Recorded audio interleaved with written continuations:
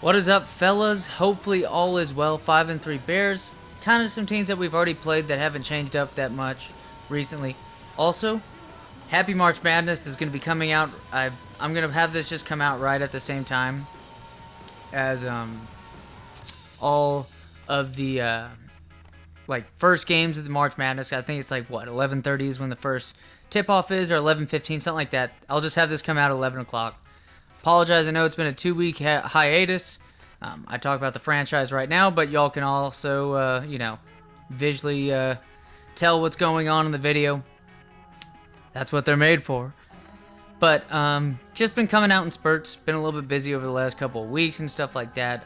Really wasn't able to do all too much when it came to finishing up these videos. A decent amount has been edited, so I'm going to try to throw out, roughly 3 this week, 3 next week, something like that, and then kind of buy myself some time.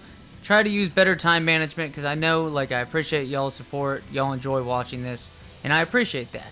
And I want to show my appreciation by being a little bit more on it. I know there's been times that I've cut it off, and then times that I've had quite the hiatus when it comes to certain stuff.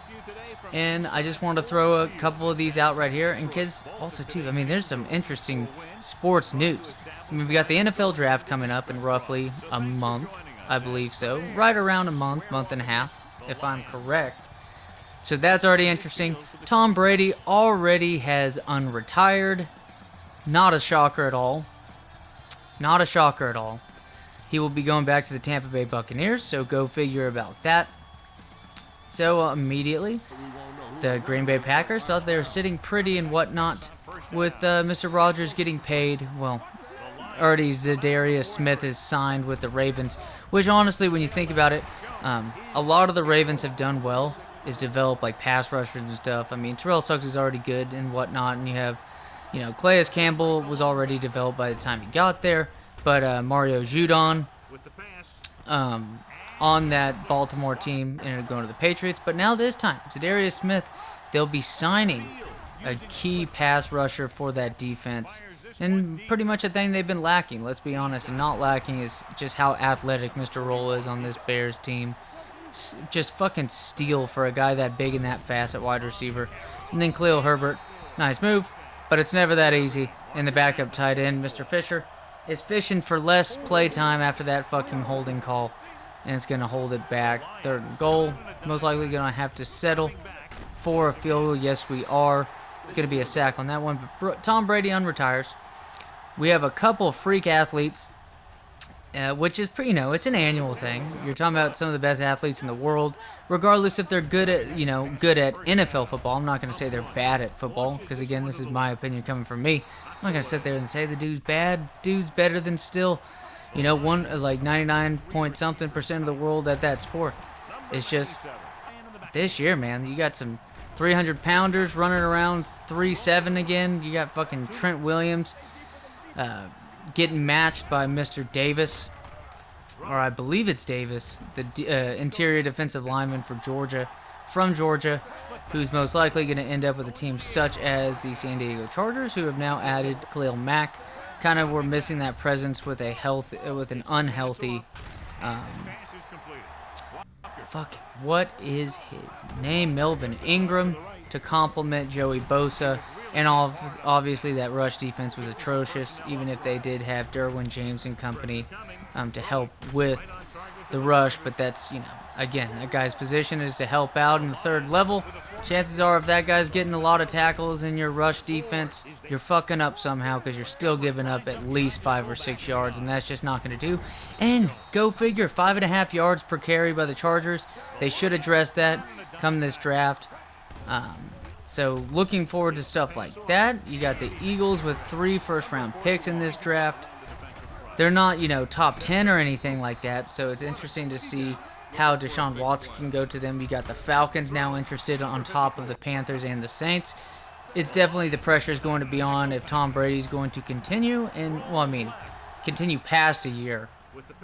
Bad pass right there by myself. Still 3-0 there. I'll take that. But really, though, big play to Darnell Mooney. It's going to be, nope, defensive pass interference. Touchdown, baby. Up 10-zip now. Nicely done. Tom Brady, back to his old ways. getting shit done. He will the next season as well. It's not going to look like a shell of himself. He's just removed from one of his best statistical seasons of all time. Obviously not the one where they went 18-1 with Randy Moss. But Buccaneers back in contention. They're going to make some moves, I bet, with salary cap and stuff like that, because that there are a couple players on that defense that will be expecting money, and he's not on the level of Aaron Rodgers when it comes to not giving a fuck, but still, it's still Tom Brady's salary on that cap. You're gonna have to miss a couple guys like that, but overall, wide receiving core is still badass. Maybe they'll be way healthier this season compared to last. It kind of teetered off with Mike Evans getting injured here and there, and especially Chris Godwin getting injured quite a bit. Gronk will be back, obviously, if Tom Brady is back now. So Bucs already looking like a contender. NFL draft should be interesting to see what these quarterbacks are going to do. But let's talk the rest of. I can talk about the NFL Combine anytime between now and then. But tomorrow, technically today, when you're watching this, March Madness is going to start. Couple of teams. I think there's a possibility. Like, part of me wanted to think that Bama could make a run. Jesus, wide open. Bama could have made a run, but then I recognized just how good Texas Tech is and how dangerous Tech could be to Gonzaga. I do not think Duke is going to get out of the Sweet 16. At most, that. They could lose in the round of 32 between Michigan State or Davidson. I think Gonzaga is the clear-cut favorite to win it all.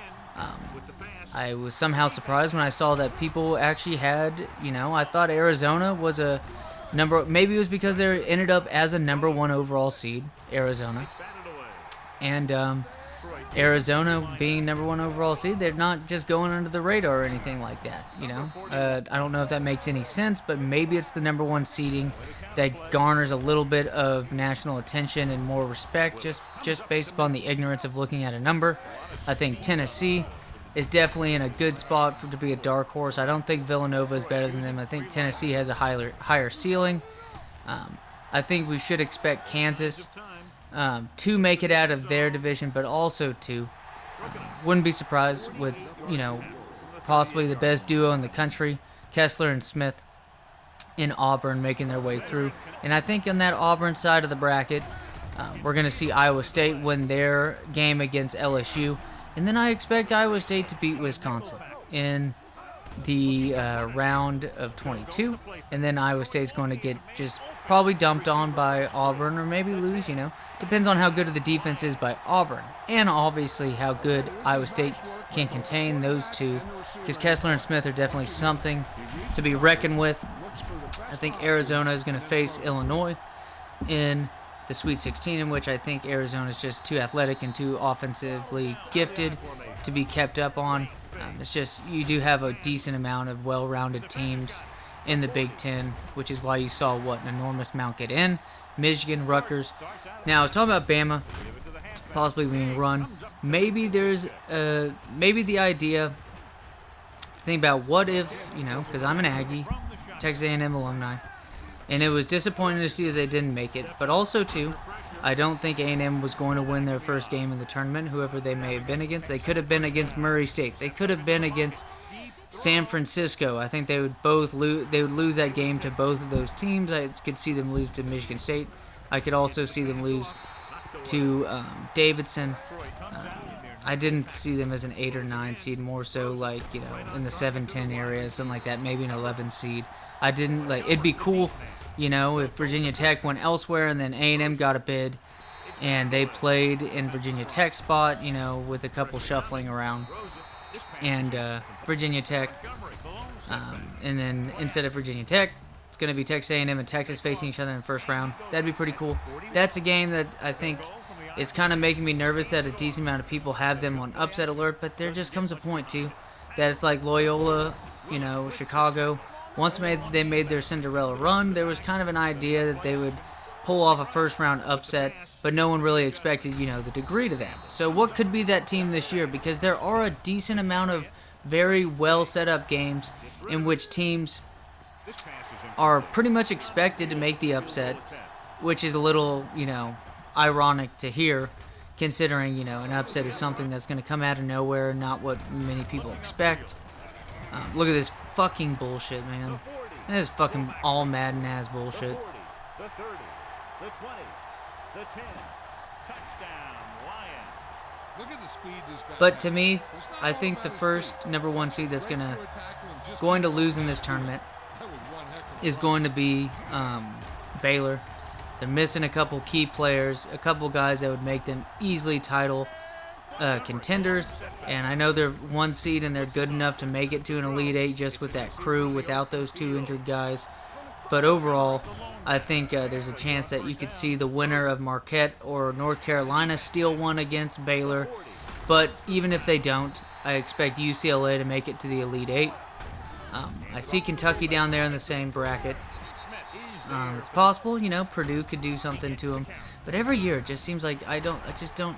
Purdue's been these like 3 to 5 seeds, and Purdue's done nothing. I just don't remember the last time Purdue's made it to like the fucking Elite Eight or something like that. Seen Ohio State make moves with Mike Conley and them back in the day. We've seen it with Michigan, Trey Burke and company, with Karis LeVert. And we've seen it with Michigan State, obviously, with Tom Izzo and stuff. And Wisconsin made their way to the national championship game in which they lost that. Or did they lose that one? Yeah, I'm pretty sure they lost that game with Frank the Tank Kaminsky and Sam Decker. So, should be, I just don't anticipate Purdue to take down Kentucky like that. Kentucky is a young team, but it's just, that'd be a very interesting game between UCLA and Kentucky. It'd be amazing to see some Sweet 16 matchups like that with huge, huge brands. UCLA going up against North Carolina, if North Carolina were to beat Marquette and then beat Baylor, which I think is a good possibility. Either them or Marquette could do that to Baylor. And then, besides that, I think Texas Tech should make their way to the Elite Eight against Gonzaga.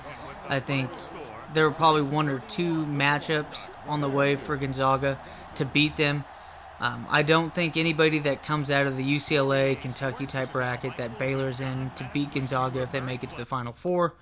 I think Gonzaga's biggest test is going to be Texas Tech in the Elite Eight. And then, that or they get past Tech and they go to the national championship game and face most likely, one of these 4. This is pretty much the 4 I expect to face. I think Gonzaga is going to make it to the national championship. That might be the easiest way to put it. That team is just solid as fuck, looking to get their first one. It's going to be either Auburn, Tennessee, Kansas, or Arizona. I think it's going to be Arizona, and I'm just going to say that Arizona is going to win the national championship. That's just going to be my big guess about that. As always, fellas, take it easy.